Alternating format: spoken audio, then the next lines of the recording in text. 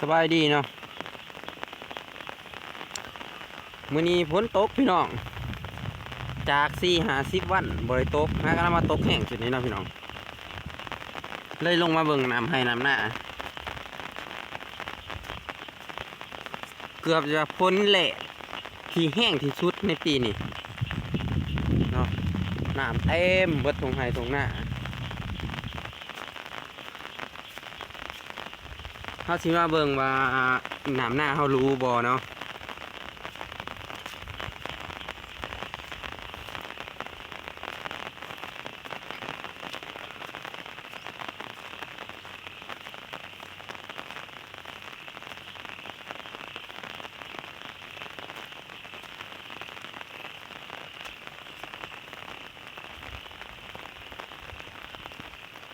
บ่รู้พี่น้อง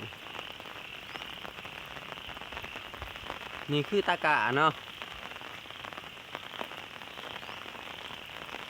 ที่ผอมดำ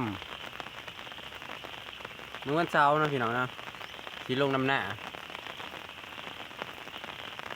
ล่อถานะหน้าบ่มีน้ำเลยบ่ได้ดำบานนี้พ้นตกก็เลยสีดำเนาะ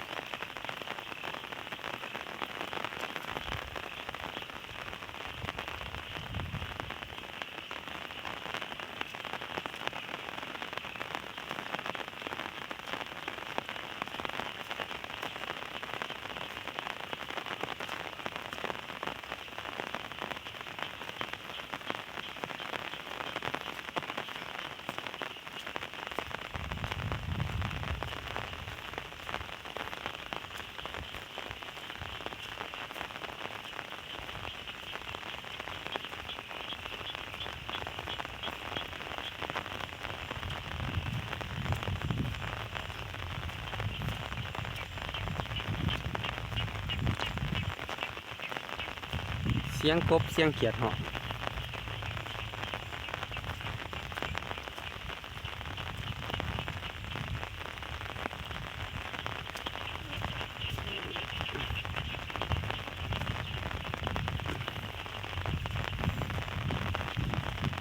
าจะมาเลาะเบิ่งน้ำหน้าเนาะย่านหน้าดูพี่น้อง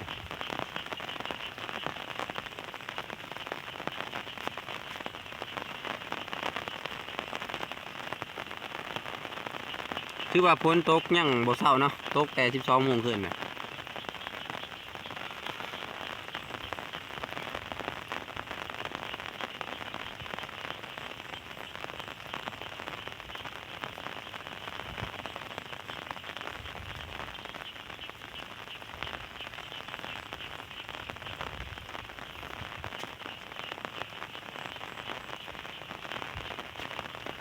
นี่ก็คือตัวงูเนาะ